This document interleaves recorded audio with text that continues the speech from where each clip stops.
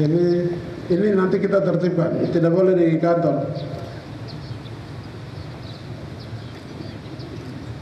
Nanti ada ruang harus disiapkan. Saya lihat banyak yang tidak bagus. Kantor-kantor depan bagus, tapi di belakang ruangan tidak bagus sekali. Jadi ini juga kita harus tertibkan sehingga melayani rakyat tidak bergaris lihat, kita menjadi contoh teladan bagi rakyat. Kemudian ya tentu saya dan Clement kami duduk sama-sama dengan Bapak Jakat, kita pasti tertibkan. Yang mau ke pusat segera mendaftar, saya mau kirim ke pusat. Ya tentu untuk menjadi direktur, dirjen dan deputi.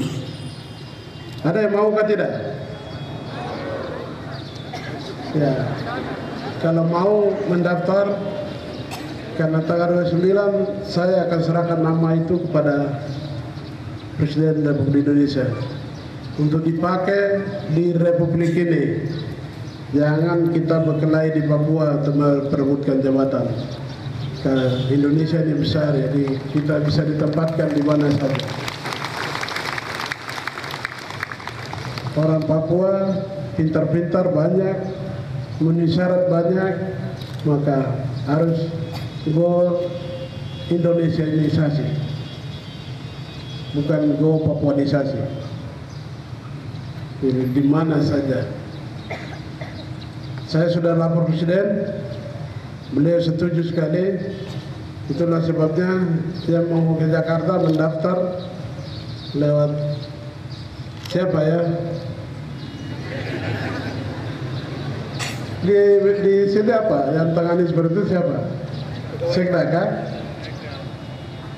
Mendaftar supaya tanggal 29 saya menghadap, saya serahkan. Ini orang-orang yang saya mau taruh di Jakarta, di kementerian dan lembaga.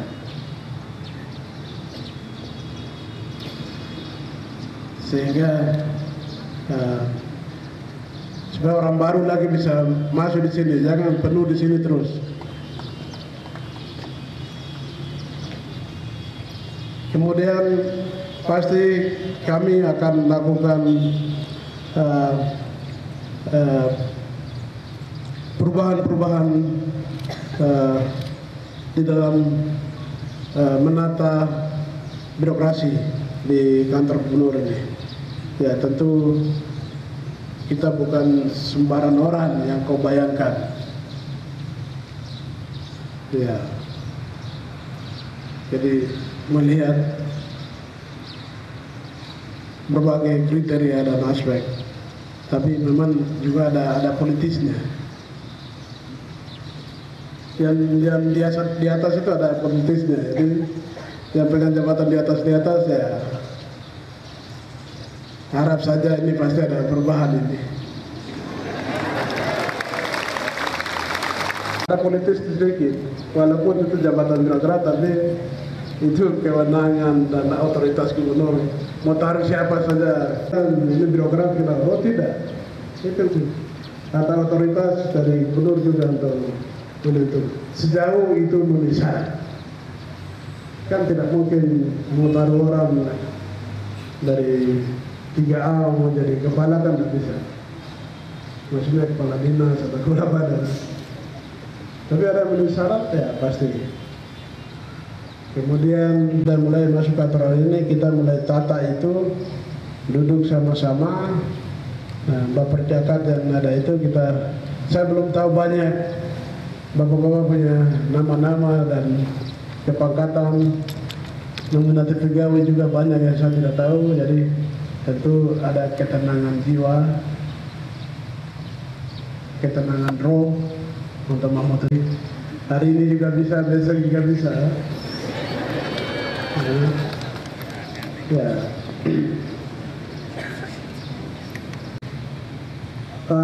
tentu saya dan Pak Clement bukan karbitan. Kita tidak dikarbitkan untuk jadi gubernur. Ini keluar jadi gubernur, jadi ya tidak usah ragu,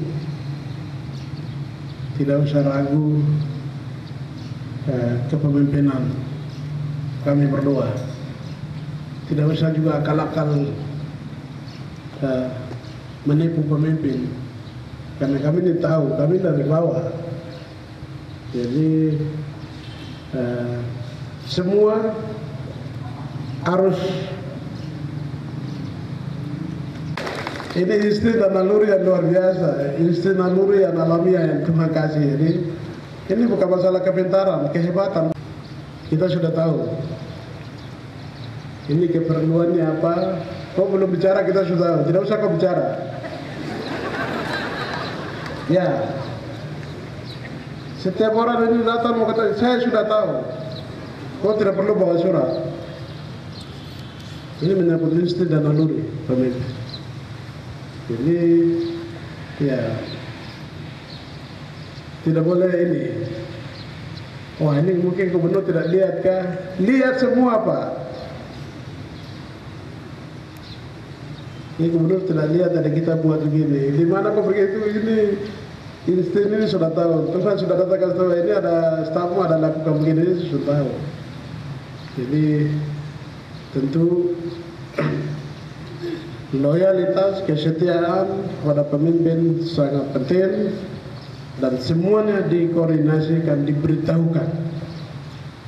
Tidak boleh main-main. Diberitahukan. Gubernur ini gubernur yang paling teliti. Satu surat pun saya baca habis, karena hobinya membaca. Jadi jangan coba-coba lagi.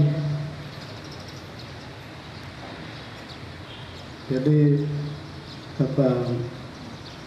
supaya bapak-bapak kita tertibkan semua, supaya harapan rakyat besar itu kita bisa wujudkan. Kalau kita komitmen, kita bersatu, kita bisa mewujudkan harapan-harapan rakyat itu. Jadi pegawai tidak usah ini. Kalau ada kesetiaan yang semu, ya maaf saja. Jangan ada setia yang semu. Ya di depan gubernur tuh wah luar biasa, laporan siap. Begini, tapi di dalam hati cuma ini gubernur bodoh ini. Jadi tidak boleh ada kesetiaan semu. Ya. Kita hanya diberi waktu 5 tahun. Selanjutnya kan pemimpin baru. Jadi harus menyesuaikan draft langkah gubernur baru cepat dengan visi dan misi yang akan kita laksanakan 5 tahun ke depan dalam RPJMD. RPJMD, pekerjaan-pekerjaan besar yang sedang ada kita hadapi saat ini adalah bagaimana menerjemahkan visi misi Gubernur Wakil Gubernur Papua Bangkit Mandiri Sejahtera dalam RPJMD 5 tahunan. Kemudian ada RPJMP 20 tahun 2013 sampai 2033. Kemudian ada RTRW yang sampai hari ini belum pernah diselesaikan. Ini pekerjaan-pekerjaan besar yang bapak-bapak akan kerjakan ini. Kemudian ada juga rencana kita rekonstruksi Undang-Undang 21. Jadi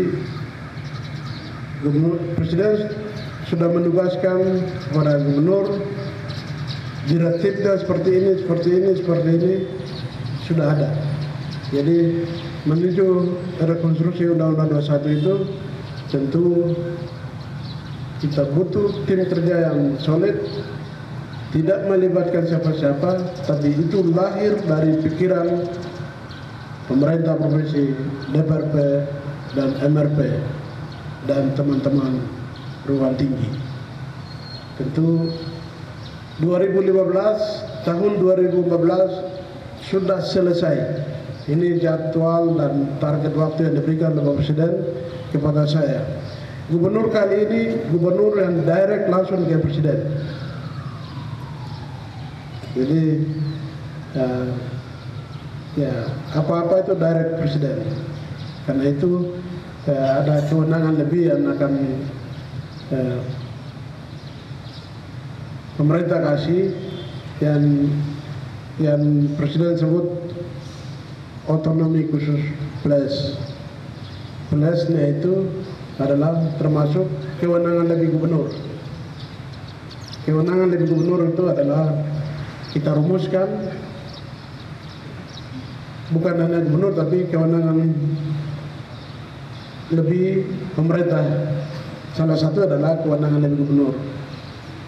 Nah, termasuk semua aspek yang kita mau tata ini sehingga orang Papua tidak lagi menolak otonomi khusus, orang Papua tidak lagi berbicara mengembalikan otonomi khusus, tapi betul-betul lewat rancangan dan yang kita mau kita ajukan ini betul-betul tercover dalam otonomi khusus plus itu dan kita mulai bangun. Ini pekerjaan-pekerjaan yang besar, tentu kita tidak boleh main-main karena ya ada tugas-tugas penting yang ini itu tidak harus gubernur yang pergi.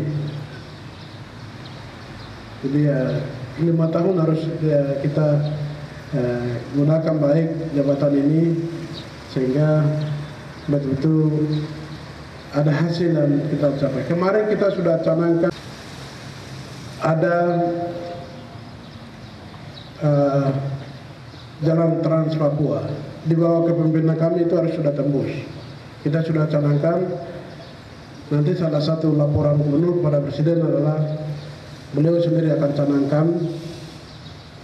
Kemudian ada pembangunan rumah rakyat yang kita kemarin sudah di Rakernis kita sudah sampaikan itu di bawah kepemimpinan kami dua itu 13.000 rumah harus jadi. 13.000 rumah rakyat di seluruh kabupaten kota. Kemudian kita canangkan juga saya mau katakan bahwa dana otonomi khusus 80% akan dikasih ke kabupaten kota. Jadi ya saja ada yang biasa kepingin 40% ya tidak ada untuk saya. Gubernur kali ini mau balik ini 20% saja di provinsi, 80% kita kembalikan ke kabupaten kota karena mereka lah yang punya rakyat di sana. Skenario skema pembagiannya akan diatur lewat pergub atau lewat perdasi. Jadi 80 itu sudah termasuk prospek. Jadi tidak ada respek, yang namanya prospek. Sekarang di pikiranmu itu masuk prospek. Jangan bicara respek lagi. Humas, kau sudah mulai promosikan itu, jangan kau bicara respek lagi. Ya, humas harus lincah. Setiap kata-kata keluar dari mulut kau harus lincah. Ya, ini prospek, itu program, bukan respek lagi, bukan rencana lagi. Tidak ada rencana. Jadi itu nanti 80 ini kita kasih keluar, lalu kita buat kriteria pembagiannya. Kalau ada kabupaten yang 90% di situ orang Papua ya kita kasih besar.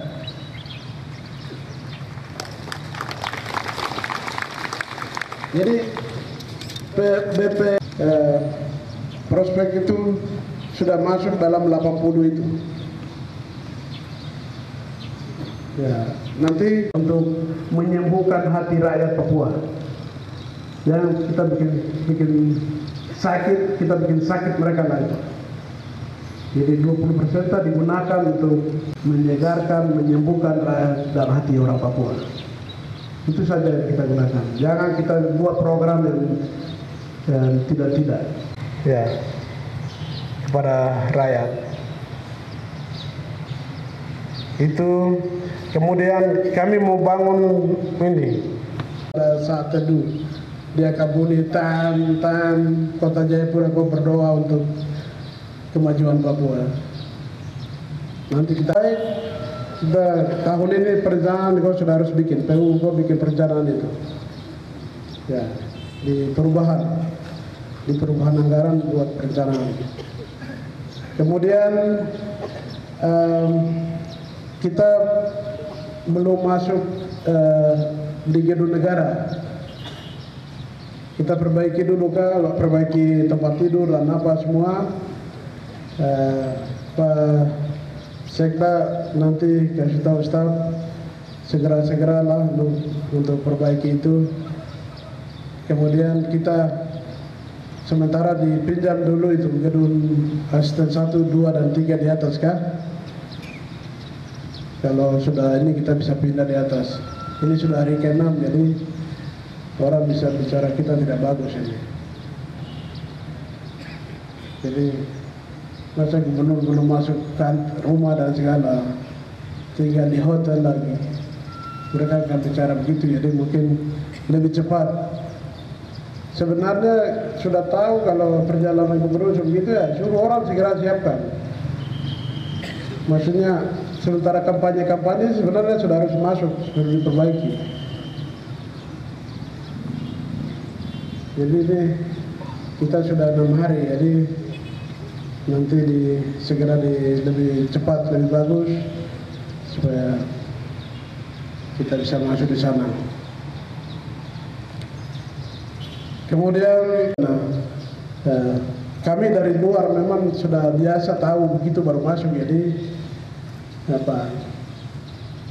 jangan lagi kita tertib, kita tunjukkan bahwa kita orang-orang yang punya komitmen dan kemauan tinggi untuk melayani rakyat.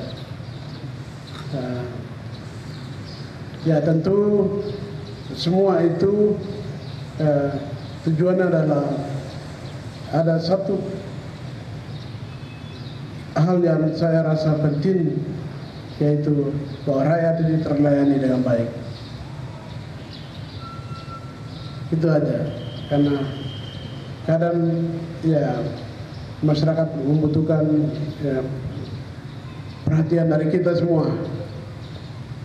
Jadi kalau bapak-bapak, jadi pegawai, tidak sekedar ini pegawai, tapi paling tidak ada sentuhan dari kita semua. Kemudian ya tentu kita harus tata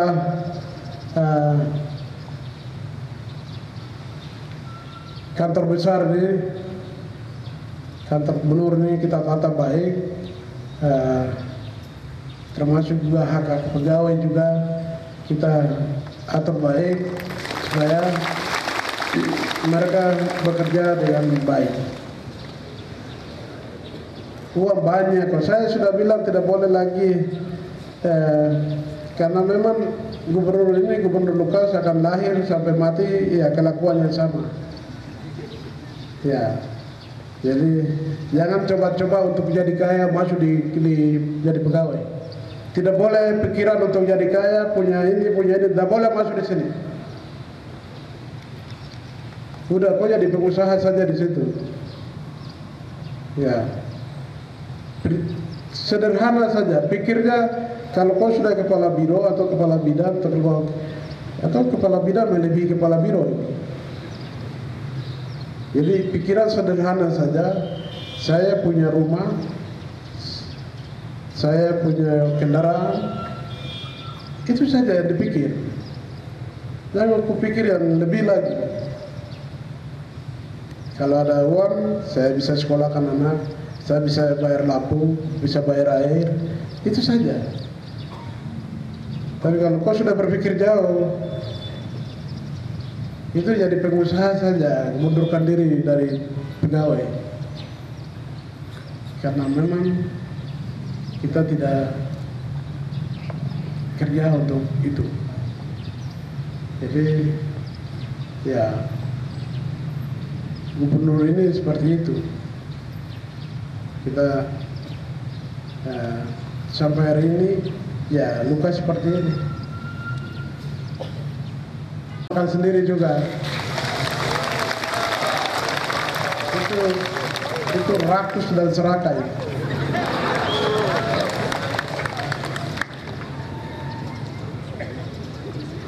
Ya, itu tidak boleh jadi rakus dan serakah. Atau kepala bidang melebihi kepala biro atau kepala dinas, tidak boleh.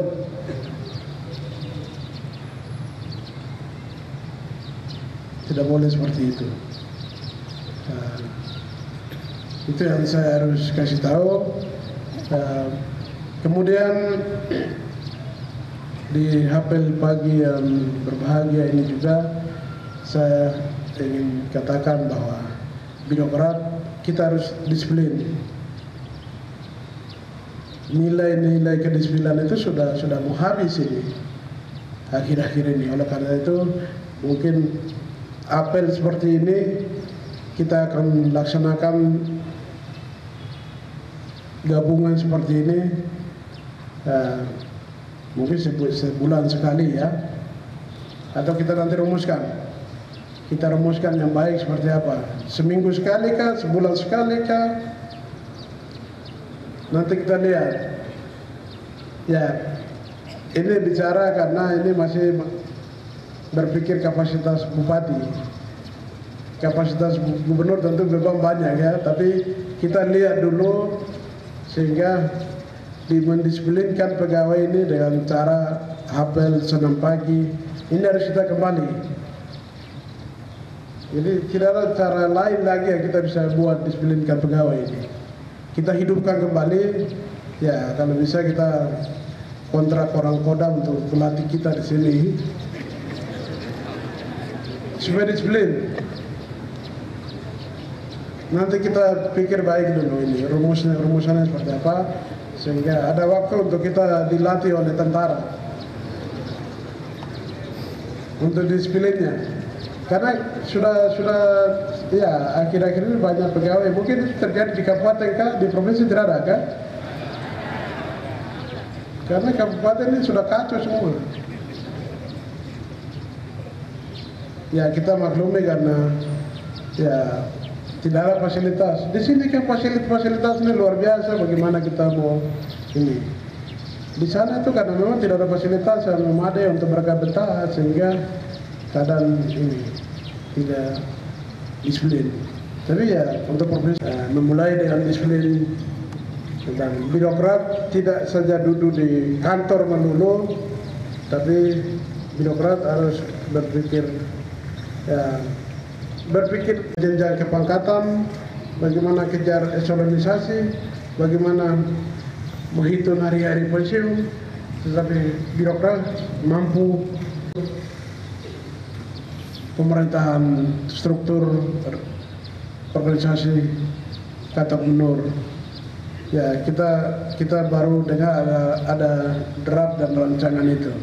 Bertambahkah, berkurangkah? Ya.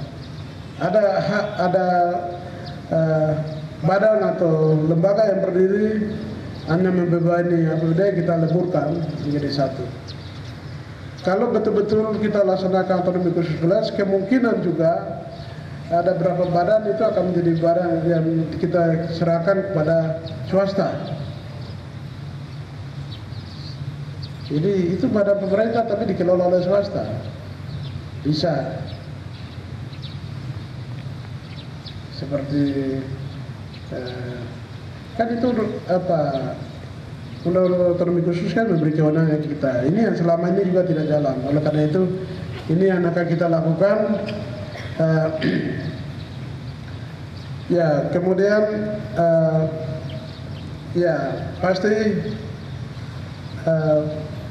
gubernur baru ini ada banyak kebijakan-kebijakan baru. Tentu berharap dukungan dari kita semua. Kita kompak, maka kita ditakuti oleh siapapun. Jakarta pun takut.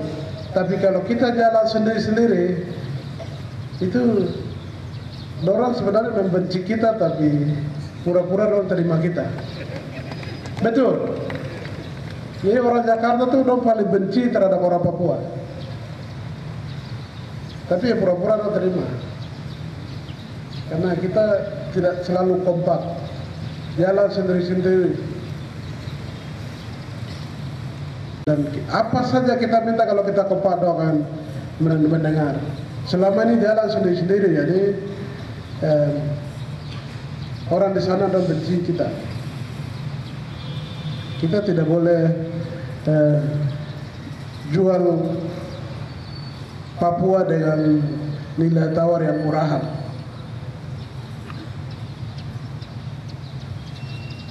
Ini yang harus saya tegaskan, bahwa karena para bupati di seluruh Papua ini kita sudah mulai bersatu, jadi ya yang tidak bersatu segera bergabung, sehingga kita bicara tentang Papua kepada Indonesia itu harus dengan kesatuan, tidak bisa jalan sendiri-sendiri.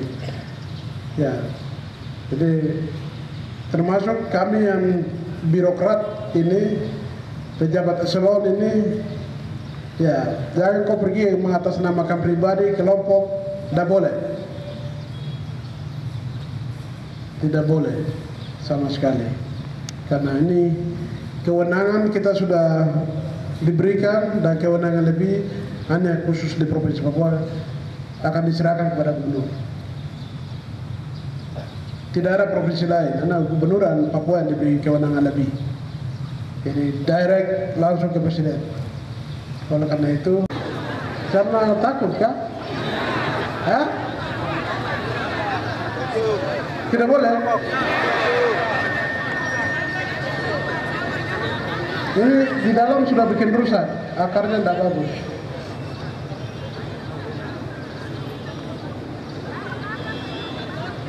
Kamu takut sampai. Jadi kita tata ulang ya, bikin taman bagus. Ini dalam sudah bikin rusak ya.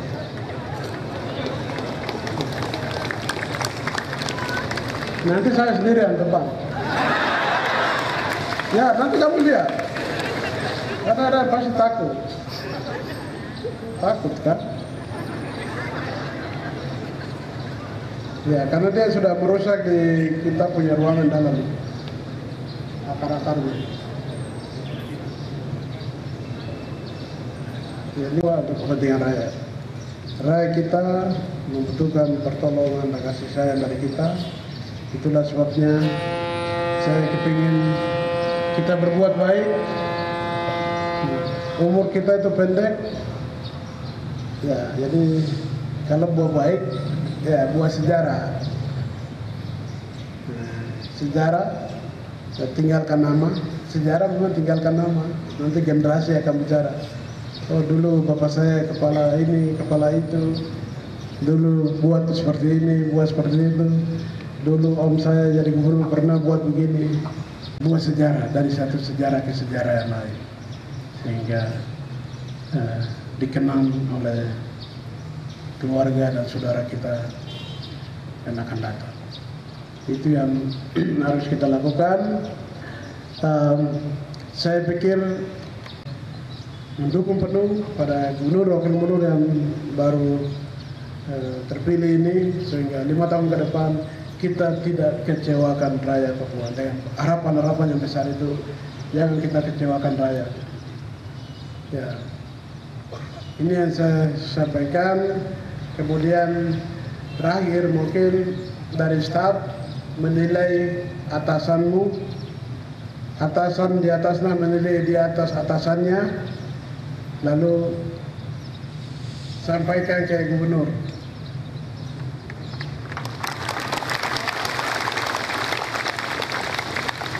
Tertulis Ini saya punya kepala bidang, kepala seksinya begini, kepala bidangnya begini, kepala bironya begini, kepala dinasnya begini. Nanti jangan datang satu-satu menghadap gubernur, Bapak ini orangnya begini. Tidak boleh. Ini orang paling benci dalam hidup saya itu ya. Tidak boleh ada datang bisik, tapi dari bawah menilai di atas, selanjutnya sampai antar ke kantor. Tidak perlu kau yang menghadap, nanti ada staf yang antar ke saya. Jadi menilai dari bawah ke atas.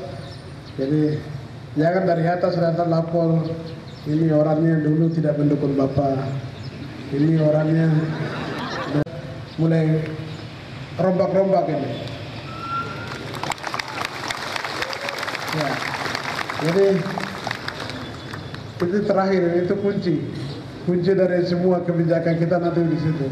Jadi mulai dari staf ke seksi, ke bidang, biro, kemudian kepala asisten dan seterusnya, atau kepala dinas seterusnya antar ke ruangan saya oleh staf biasa. Staf biasa yang antar ke ruangan saya supaya tidak ada lagi bisikan-bisikan yang tidak bagus.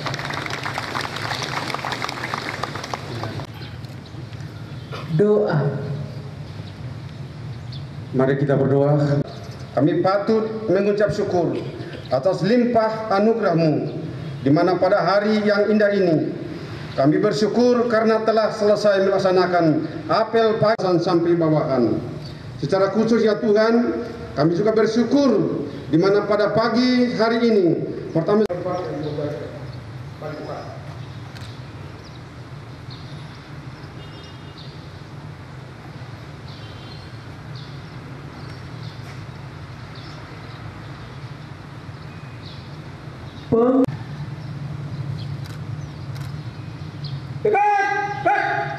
Apel pagi selesai, pembina apel berkenan meninggalkan mimbar apel.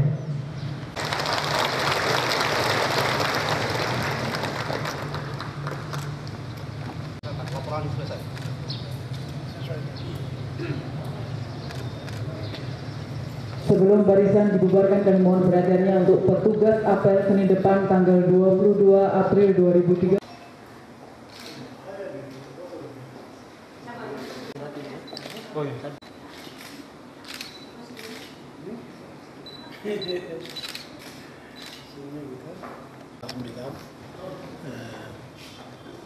Ya mungkin hampir 5 hari ini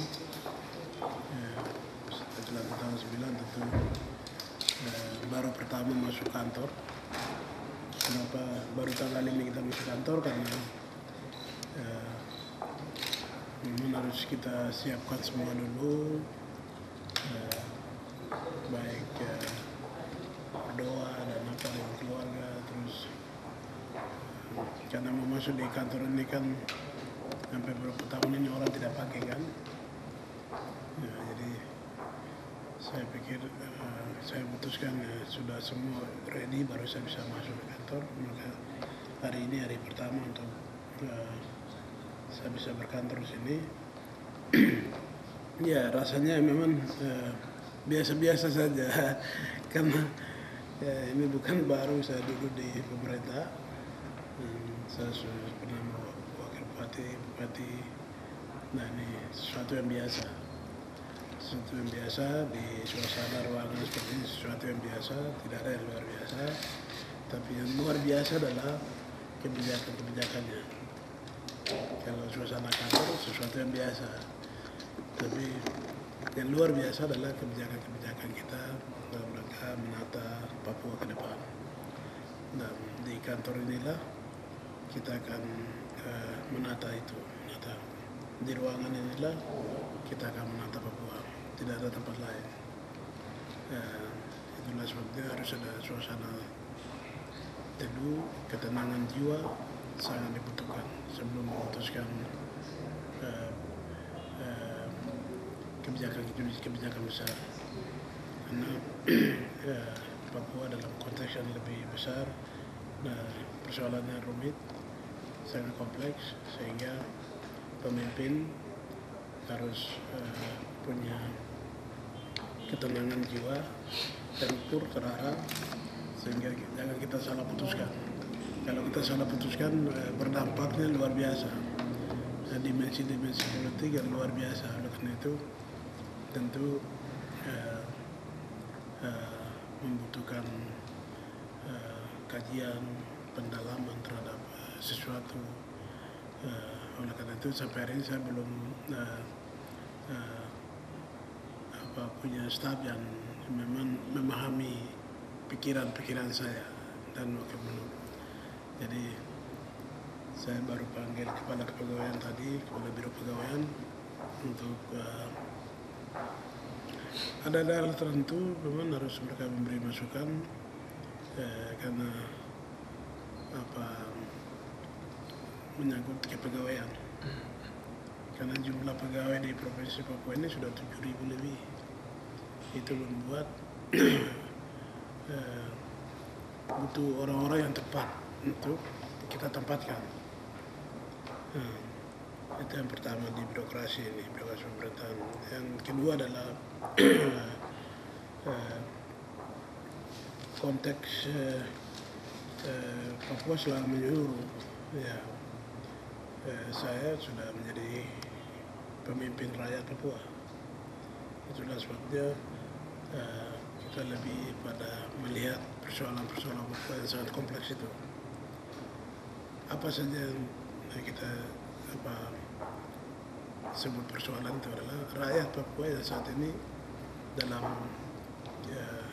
kebimbangan, dalam keadaan kondisi yang tidak menentu, arah hidupnya di mana-mana. Oleh karena itu, saya harus mendekatkan diri dengan mereka sehingga mereka rasa terlindungi, rasa dijaga oleh pemimpinnya, rasa memperhatikan, dan seluruh pengabdian kita 5 tahun yang kita curahkan untuk rakyat itu. Karena saya keluar dari latar belakang yang dari situasi itu, situasi ketidakberdayaan, situasi ketidakmampuan.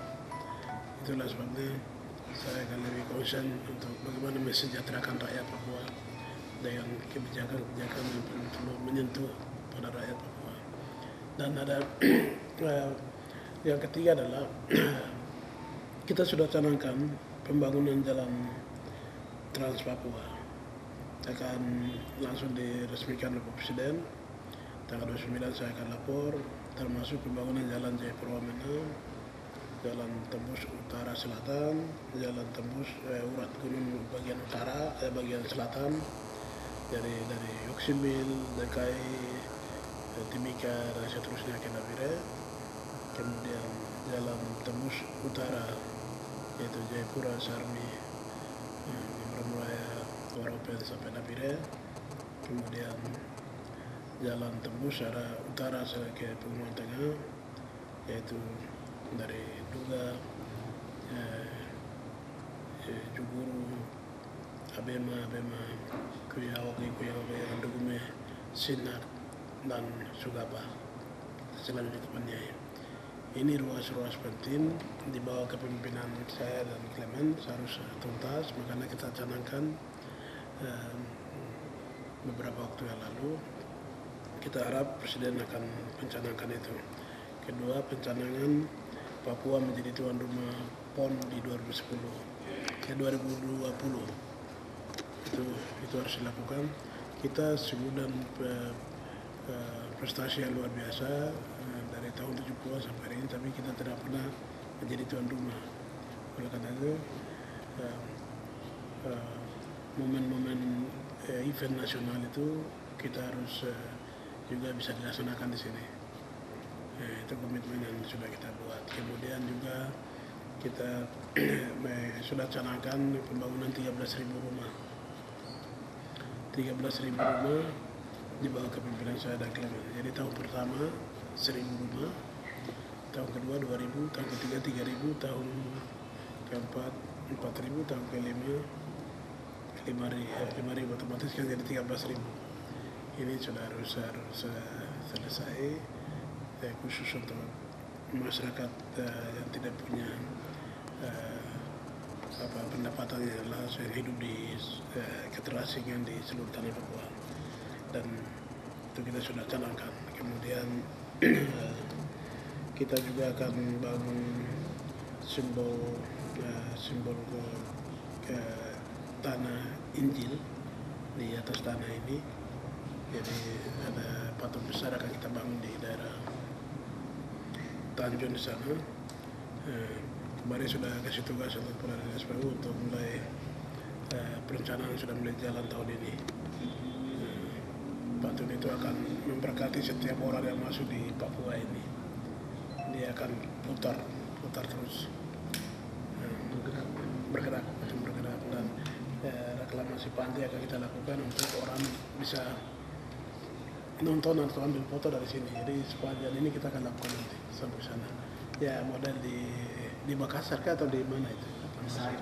Nah itu kita buat supaya dengan keluarga bisa datang sekaligus jadi tempat wisata yang menarik, sehingga orang berkantor di sini dengan suasana yang ini, jangan kita ini. Jadi itu yang kita sudah samakan juga. Itu mungkin landmark juga kita akan ini menjadi simbol jembatan ini, hall ini.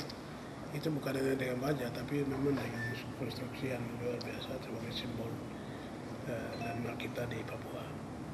Itu yang pekerjaan besar yang mungkin akan kita. Kemudian di bidang pemberdayaan rakyat, kami sudah canangkan pembagian dana otonomi khusus 80-20.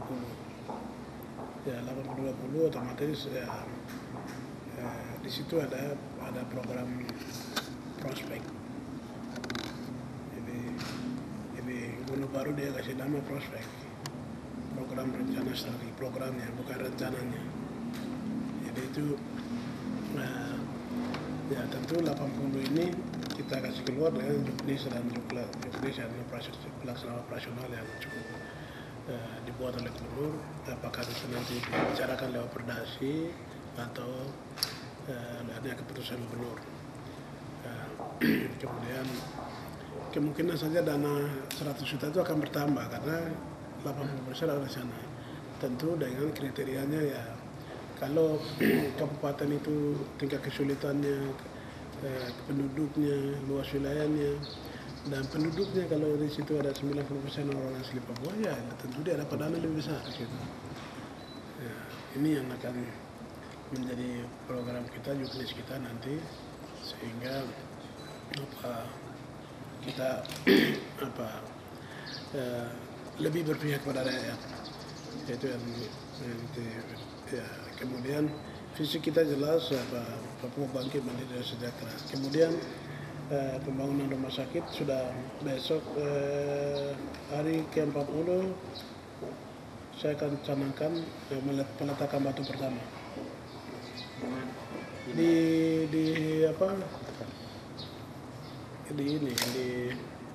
dekat di belakang kantor otonom MRP, di belakang situ. Tanah sekitaran 6 hektar, nanti kita bicara dengan pemilik tanah apa semua, tapi awalnya saya sudah canangkan, dananya sudah ada. Jadi dari Dok 2 kita kasih dari situ. Nah Dok 2 akan menjadi rumah sakit pendidikan ataupun rumah sakit khusus itu kita sudah mau canangkan, kita sudah punya dana itu. Jadi ada tim kesehatan yang saya bentuk untuk penanganan masalah kesehatan di Papua seperti apa. Ada tim yang saya sudah bentuk, mereka sudah berusaha siapkan. Kemudian kita perencanaan juga pembangunan rumah sakit di 4 titik perencanaan dulu. Kemudian juga kita luncurkan kartu sehat Papua. Itu kita luncurkan dalam waktu dekat juga. Jadi kemudian bidang pendidikan tentu pengalaman khusus kita akan panggil para bupati dan wali kota untuk kita sharing sama-sama, karena selama ini bupati jalan sendiri, provinsi punya program sendiri. Kemudian dalam waktu dekat juga kita ketemu Presiden 2 tahun 9 itu dengan pimpinan MPP dan DPP dalam rangka membawa draft awal otonomi khusus Flores.